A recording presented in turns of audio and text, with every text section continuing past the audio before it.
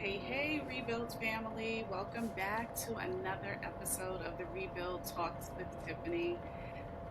I'm so excited. Listen, when I tell you I have the one right here, listen. I typically like to let my guests introduce themselves. Of course, your bio and everything will be attached to the episode. But if Rebuild family, y'all need, first of all, you need to summon your best right now, okay?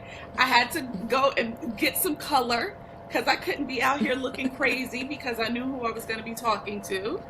And so if you all could please welcome to the Rebuild Princess Dennis. Welcome. Thank you, Tiffany. Thank you so much for having I'm me. so excited to have you here. Like I feel like we always have so much to talk about. And even before the art talk, I was saying, I'm like, I don't want to pre-talk. Like I want to get to the talk inside of the podcast.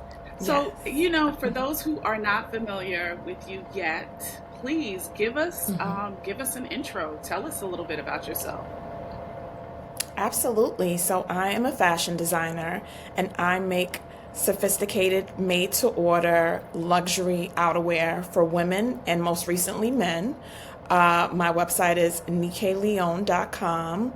And yeah, I create pieces that people wear as art on their body. I love that. I love that. And your so much of your work is just so captivating, which is a part of why Thank I you. was interested and delighted to have you, um, come on the podcast to talk to us. But let's take it back. Let's take it back. Let's take it all the way back. Tell us about a little you. What were you like Uh, growing up? Oh, sure. So I was a creative growing up, but so my parents are West African, and there was always an emphasis on education and being into a field that gave you security. Fashion definitely wasn't one of them. Also, it wasn't something I even saw for myself. But I always had some level of creativity. But it wasn't until I had a breakup in college that birthed my creativity to its fullest. I took a random art class, or so what I thought was a random art class in college. And after that breakup, like my therapy was like creating art. And then one of my friends was like, maybe you should look into an art gallery.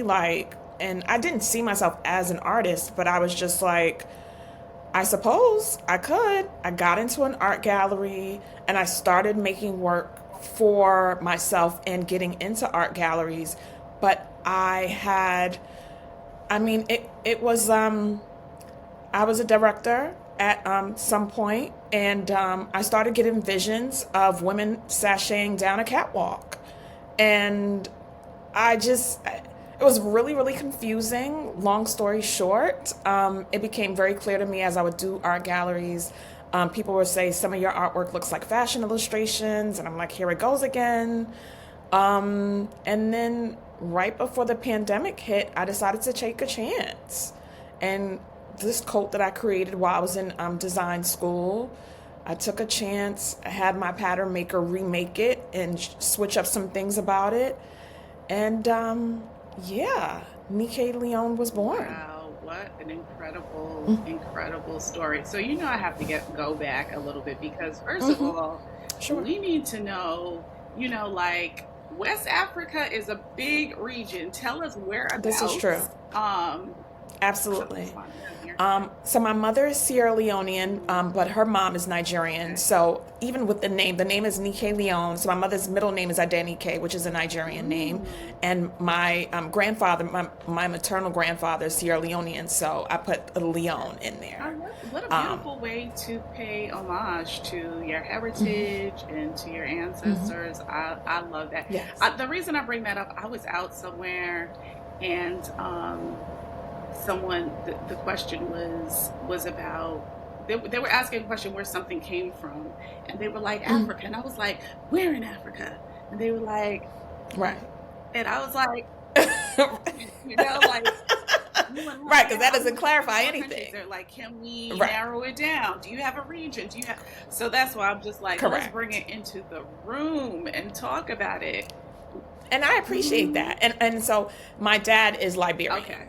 So yes, so definitely within the work of Nekai Léon, there are aspects of huge aspects of my heritage. And the funny thing about it is, at one point in life, I was in an entrepreneurship group, and I went up to this mentor who was a millionaire, and he made millions doing dog ensembles. And I asked him about the name Nekai Léon, and he was just like, "No, it's gonna scare Middle America. I don't think you should go with that name." Hmm. And I remember in that moment, like, well, Pren, you could listen to him Hmm. because he was like, think of Gap, Yeah. like think Yeah. of like very much American Yeah. Yeah. names. And I was just like, but that's just not who you Yeah. are. And I'm so glad I stuck with it. I'm Absolutely. so glad because it feels very much connected to me. Absolutely. And I feel like at a time like this, like, who can say what America, first of all, Liberia.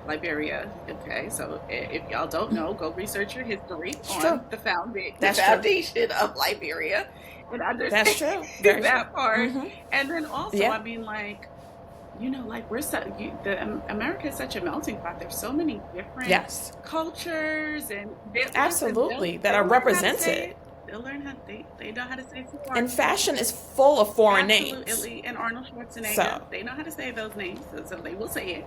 Everybody else over here talking about mozzarella. You mean mozzarella? Okay, you'll learn how to say it.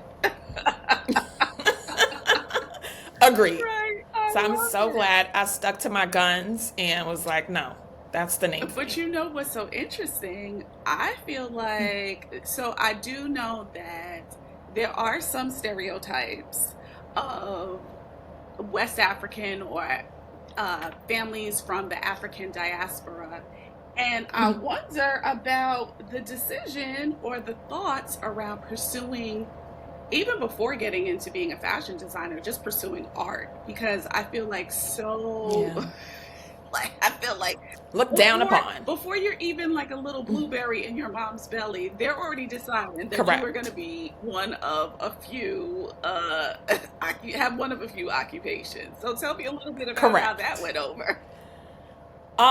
Yeah, like at one point in life, lawyer Mhm. was Mhm. definitely the pursuit. And then I was just like, no, but I'll be in education. And they were still kind of fuzzy about like, what do you mean?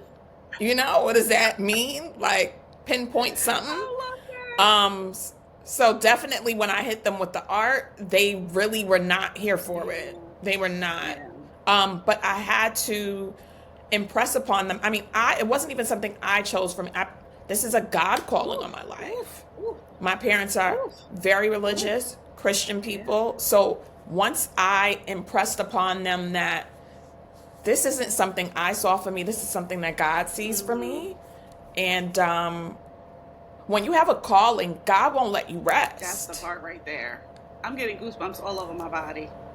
Because that's the Yeah, part right there that people don't understand. Like, even before you said it to your parents, I'm sure you thought it over, you mulled it over, you I fought it, you wrestled. ran from it. Oh my God. Yeah, yeah. Like many Hmm. times.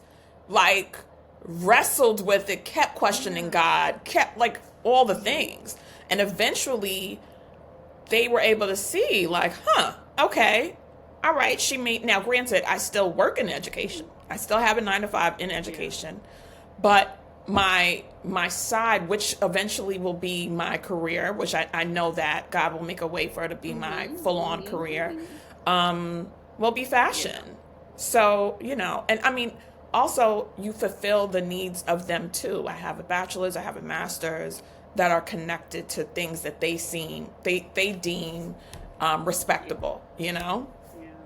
But yeah, That is, when it I comes would to have God loved to calling, have been a fly on the wall for some of those conversations because oh, I totally get it. I mean, I think that fortunately, my parents didn't necessarily impress like a specific occupation on me. Thank mhm, goodness. My parents are pretty liberal, but I do know mhm. that some of my friends, I have seen them go through it with their parents, and their parents are like, "You want to do what?" But also, I It's a think battle. that a lot of people don't understand like the value that that generation, our parents, Yeah. based on education and what Yeah. education provides for people. Yeah, Absolutely. yeah, Absolutely. I mean, seeing it as a way out, right.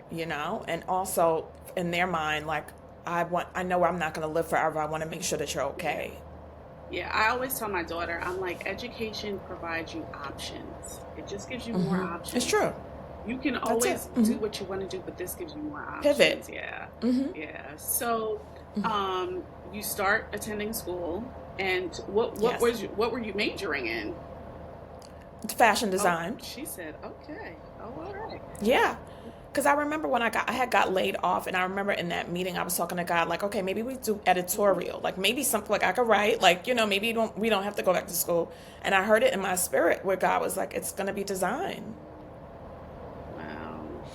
So yes, it was design. Definite. I love that. I love that. I think it's such a space that um, people are interested in. And when we're little, we say, oh, I want to be a fashion designer. And how many times are we designing dresses out of napkins for our dolls, and Mm-hmm. Mm-hmm.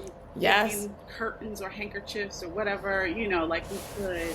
And I think that's something Right. that so many people desire and so few people have the guts to go after. But what I'd love to Yeah. know a little bit about is, what is the mindset shift? Like, what was your mindset? What did you have to like learn and cultivate and develop within yourself to make that jump and to go into fashion design?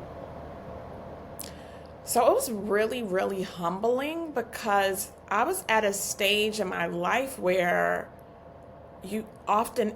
for me, it felt kind of like a step back because I was already like a director, and I'm just like, okay, now I'm complete. Like, I was in a shadow program for charter school principals. So it was like, this is a complete revert Mm, towards a career field I had no idea about, but I had to literally lean on God. yeah. Literally. It's also, I'm not really strong in math. It's heavily Mhm. dictated around math, you know? Also, I had to do internships with, like, think of the Devil Wears Prada. It's giving Yeah. that when you're Yeah. doing internships in fashion houses. And mind you, like, some of these girls, like, really young girls, like, I was Mhm. grown. Like, I was in my late Right. 20s, Right. like, interning. And it was a really, really humbling experience, and constantly questioning, like, did I hear what I thought I heard? Did I, to the point where God would send people that were strangers on the street Wow. to affirm me. Mhm. So it was a task, Stephanie. It was no easy feat. But because I was getting that affirming, because I also had that support from my parents too. Because when I was in school, I was just going to school. So I was living off my savings. Yeah, and I was just figuring out a whole new field.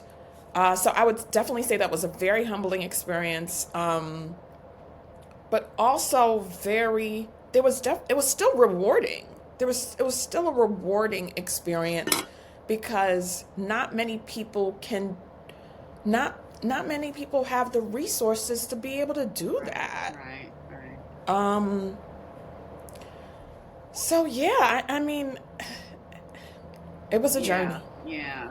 Yeah. And It was I a journey. wondered, was there one specific point where there was that switch to, okay, I am a designer, I need to operate like a designer. A designer thinks like this, or I am a business owner, or I am a founder. Like, was there a moment where that switch just kind of, you know, flipped? Um, I'll be honest. It took a minute. Yeah. It took. I was constantly questioning because I had never really heard of someone having a call. I've only heard of a calling usually used by pastors. Mm, I had never, and in my mind, fashion also because of my culture and where I was brought up. it just seems so superficial. Like I'm just like, am I hearing correct? Like constantly in that sort of. It wasn't until I would say after I graduated from school and I had made a really nice coat and people would always compliment me and ask me where I got it from. And I'm just like, dag, I made this in school. Like, oh, people are able to see it. Like, they believe in it. Like, and like someone was saying, did you get it from Bloomingdale's? And like, and I'm like, wow, this is not, this is this is new me. This isn't something that I always had. I mean, I guess I always had it in me, but this is, yeah, this is all God, you know? So yeah, once that pandemic hit and I decided to go with outerwear because I was also questioning, should it be outerwear? Because to create outerwear is very expensive in the fashion district. But once I knew I made, you know what? I will say, once I got my first order, I was like, Pren, you're on to something. Yeah. That's when I was like, oh, people see you. They see you. So yeah, I'll say that. Once I got my first order. So tell us about the person who gave you your first order, or how did that come about? She does not know she's my first order, but Kati from Momentum. Oh wow. Okay. Was my first order. My first fashion order. Because at the time, I also had in my mind that fashion is just readily available. And I knew I did not have the income to just support like loads of like items just like in my home, you know? And I went to a manufacturing company that was also a fabric store, and he was just like, with a coat like this, you have to do it made to order. You can't just have it, because also we were dealing with climate change. Our winters were not as cold as it used to be. I mean, now it's getting back. But he was like, I think you should do one of. And I was like, dag, I don't really know. I don't know that I shop at clothing stores like that. But I will say the pandemic, I was selling masks, and that was my first made to order business. Wow. And I did really well at that. But now I had moved on to coats.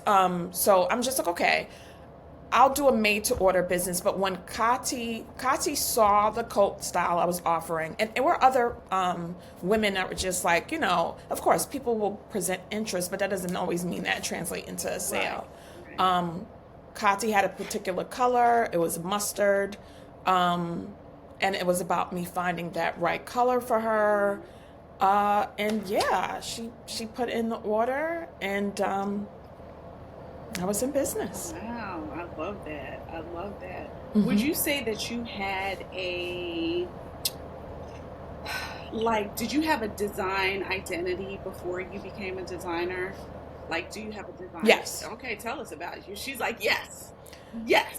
I like things that look unique. Like, I like statement pieces. Those are the things because I just feel like our body is a canvas. Like because I've come from art and transitioned, our bodies are a canvas, and we could dress it up the way we want to be perceived or seen in the world. And I just feel like I like to put on things that that are conversation starters. And it's funny because the coat she bought, I named it Conversation Starter. You know, I that's the way I like to dress. That's how I see clothing. I see it as a way for you to enter in the world without saying anything. So what's an outfit that you would have worn as a little kid? What is that definitive outfit that if we see a picture of you as a little kid wearing this outfit, we're like, there she is. There she is. You know what's funny? So when I was younger, I was very afraid of my body. I was not. That's why this like transition has been like I was a tomboy for a long time. I was like I'm a curvy person, and I was afraid of what my body looked like in clothes. So it wasn't until college that I bloomed into like wearing more fitted pieces and things like that. Like I always like wore designer stuff, but it wasn't like, I remember my homegirl was like, they make clothes in your size. why aren't you buying the clothes that are in your size? Wow. So when I was when I was younger, I mean, my mother didn't care for it. She had her own thoughts about what was she thought was going on with me. Mm-hmm. We'll save that for, you know. But I wasn't. I loved color. I will say that I loved color. I liked unique things, but I shopped in men's clothing. I did. That's where I felt more Yeah. comfortable. And that's another thing with fashion. You can't hide in fashion. And that's why I was just like, God, I don't know if this is for me because I'm not. I mean, granted, after, while in college, I grew into my womanhood and embraced my body and all the things, but I'm very much an introvert naturally. So that is the one thing clothes does for me. It allows me to speak without saying anything. And that's what I create for people, to the point where everyone I've made coats for, they're always just like, people always come up to me. People always, they want to talk to them or ask them where they got their stuff from. But yeah, I never was that little girl that, I mean, maybe like when my mother was dressing me and she dressed me in frilly Yeah. things and like little shoes and, that was me. But yeah, as I was becoming into my adolescence, I didn't, because my mother was so protective of me and making sure, and oh, you know what, this could also be because when I was younger, I did ballet, Mm-hmm. I did African dance and all those things in ballet. I was always like a curvy little girl in ballet. I was always feeling bigger than needed to fill in spaces. Like I was just always that person. So I was just like, I think that also assisted me in shrinking, Wow. um, because I kind of felt out of place. Interesting. But Interesting. fashion, yeah, like I'm in. Yeah, yeah. It's so interesting to me. I mean, I tell people I am not creative, not even a little bit, and I'm fine with that. Like, I'm really okay with Yeah, that. And the reason that I'm okay with it is because I'm such a patron of the arts, like arts in yeah, general. And, I can't cut a straight line on a piece of paper. Don't ask me the color because I'm just not going to look good. I'm just not artistic in that way. But I will say that very early on, I understood how I wanted to look. I was very clear on yeah. how I wanted to look, and I was a tomboy, what would be considered a Mm, tomboy. But even mm-hmm. in that, like I knew how I wanted to look. Like at least once a week, I had a very specific outfit that I had to wear. It was blue jeans, and this is before first grade. This is before I'm in the first Okay, grade because once I got to first grade, I was wearing a uniform. But when I was in okay. preschool, there was a specific outfit. I knew that I wanted to wear these blue jeans and a blue plaid button-down shirt and a Mary Jane shoe. Like I was very specific. Oh, Oh yeah, okay. yeah, yeah. Very Your girl was specific. specific. I knew what Mm-hmm. I wanted to look like. That was my school outfit. Okay, And then when I came okay, home, okay. my at-home outfit, because and I might be dating myself with this, dating myself and also probably localizing myself to an Mm-hmm. area and an era. In Okay. that I had a Michael Jackson Thriller jacket, okay? And let me tell you something, Princess. When I got home from school, okay, that jacket went on immediately with my pleather pants, okay? Don't tell me Okay. anything. Come And, on. so I bring that up for a couple of reasons. First of all, the era was at that time Thriller had just come out. It's the early '80s. Everybody loves Yes. Michael Mm-hmm. Jackson. Blah blah blah blah blah. So like we Yeah. wanted to All the rave. listen. This Mm-hmm. knockoff jacket. I don't know what Conway, what Robbins, what ABC store this jacket got picked Right. up from, and what Alexander's this store got picked up from. But it was picked Right. up, and I Yes. love this jacket. So that kind of like orients me to the era, right? Like that was the Yes. time, like hearing Vincent Yes. Price's at the ends of that was it, right? But I think I think what orients me to the area of New York is that Yeah. it was a jacket. Yeah. And I say that to say, I kind of bring that up because There is one thing about New Yorkers, okay? And we are going to have a wardrobe full of outerwear. We're going to have a wardrobe Correct. full of outerwear. And Correct. it's cold for like, it's not cold all year long. But It's true. so that's why I'm so interested in your interest and your love of outerwear, because I Oh, feel like it's such a nothing says New York like a coat, and we are wearing the coat like it's our outfit. We're going oh, inside and we're wearing that coat for the whole event. Coat on, boots match the coat, shoes match the coat. And so I just love that you selected outerwear because that is such a New York thing. well, it is due to cultural aspects Yeah. of it. So when I was younger, uh, bear coat was a huge Two of thing. them. I had two of them. South Pole Yeah. coats, huge thing. Yes. Yes. So my sister would buy these coats for me, right?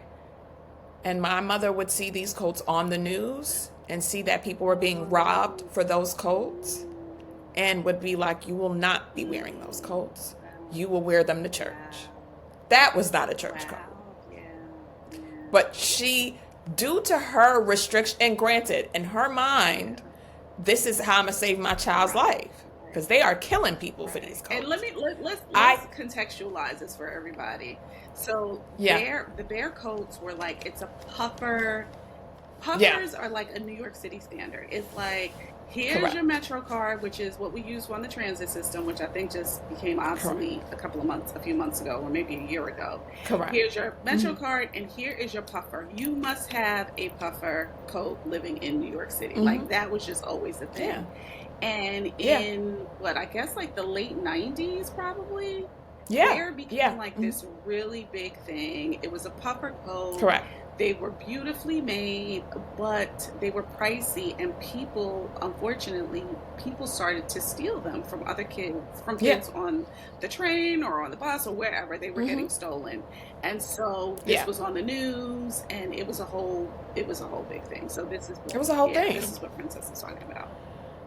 Yeah, and so my sister was just like, "I'm not gonna keep buying you these coats if I'm just gonna keep, you know what I Yeah. mean? Like, what's the So now purpose?" tell me, just give me a bit of, clue me in here. So your sister is like how many years older than you? I'm assuming she's older than you. My sister was, people are so funny about their age, but I No, know no, my not her sister age, but is, just she's like how probably much like, older than you is. but like 10 Okay, years. She's like 10 years older than me. okay. And yeah, she was buying. Yeah, she was like, if she asked me what I want, and she would get it for me, and she was like, I mean, if you're not gonna be able to wear it, Right. what's the purpose of it? And so I think that denial of particular ways of how I wanted to present myself, because like I said, although I was tomboy, there were still ways, like she would allow me to wear gas, like she would allow that. She didn't see that on the news, but Mm-hmm. like anything she saw as harmful, and it's not like I was in the street. Yeah. No, it's not like I was even in my mind. I didn't really understand the full rationale, because it's not like I was one of those who could hang out on the Right. street. Right. But Right. anywho, outerwear, due to that sort of level of restriction, and just I felt like you said, being a New Yorker, outerwear is how you presented Mm-hmm. yourself. I always loved, yeah, I just always had a love for outerwear and how one could wear it. And I do believe that, y- yeah, like outerwear is beautiful. Absolutely. Absolutely. I have so much outerwear. And also, Hmm. I think what's so beautiful about outerwear and so useful, right, is Hmm. that styles come and go, but outerwear, they're Correct. pretty much like there's some basic Hmm. silhouettes that Yeah, you must have in your closet. So if we're correct. talking about an outerwear closet, what are the three or four silhouettes that you feel like every Mm. woman should have in their closet? I would say definitely a coat that like a fit and flare. coat that kind of like, takes you in at the bodice area and kind of flares out. I would say also, that's a really good question. A belted coat, Okay. like a coat that has like a good Yeah. belt that can cinch you in as well. I love a boxy moment. Okay. I love that.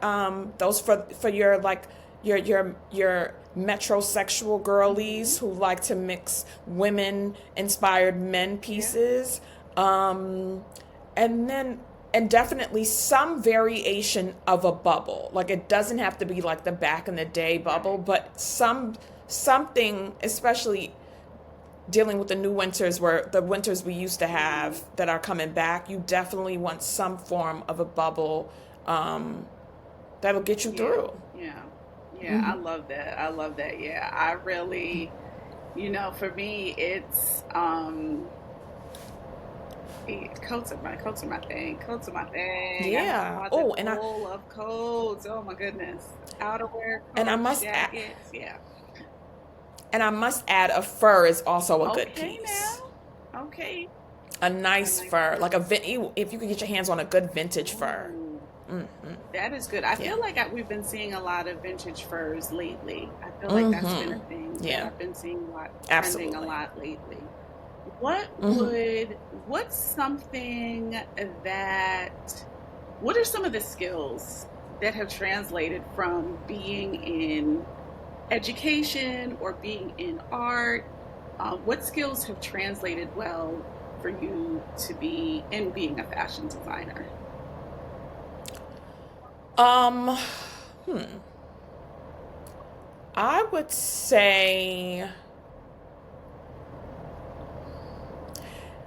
So one thing I learned, right, is that America has vanity sizing, Yeah. right? And so being able, when you're working specifically with women, being able to use certain vernacular and language to ensure that you're not offending anyone, right? But you are educating the woman as to the ways that what best works for Right. her. Um, because within vanity sizing, it's disrupted our view of what we think our size is. Mm. And that psychologically, that affects how we shop. Listen, people. Oh gosh. Okay, let's break it down because everyone doesn't understand what vanity sizing is. So let's break it down for them so people know what vanity sizing is. Sure, Yeah. sure. So there are sizes so Europe kind of dictates sizes, right? There are sizes that are already dictated of what's correct Mhm. sizing, but what America does is America will, uh, let's say if you technically wear a 4, America will add that and you wear a 2, because psychologically we know women will shop more if we believe that we're smaller. So it's Yeah. like fudging the Yeah. numbers. Pretty much is what Okay. vanity sizing is. It's fudging the numbers. So that's why you wear maybe a 2 in this brand, but you could wear a 4 in this brand and a 6 in another Right. brand, because depending on how the brand configures their Mhm. sizing, you can wear different Yeah. sizes. So pretty much, I would say like just having a certain knowledge base, but also being careful of how I speak to my customer and how I work with my customer. Um, that has helped. That's Yeah. translated. I would say my I have a comfort with color, where there are times where people will be like, okay, I want this coat in, and I have had people who say I and purchase the coat in gray, but there are individuals who I feel like if you're going to spend money um, for my pieces, you may want to liberate Yeah. yourself, and not everyone comes in with that, but there are times where I'm able to expand someone's vision of themselves. And that's really gratifying. Uh, because it's not really about like I'm selling you a product, but I also one of my tagline is where you are the co-creator of your experience. You get to kind of dictate what that looks like, at least for now, because eventually that won't be the case. It'll just be in stores and you'll just pick what you want, you know? If we have it, fine. But at this moment, the early on part of my business, you get to be liberated and freed from what you usually wear. This is the time to have fun. So yeah, my artistic way of being and language has been able to translate really well in how I create my pieces and how I talk to my customers. And also, my math skills had to improve, obviously, because when you're making fashion, everything has to be symmetrical, like,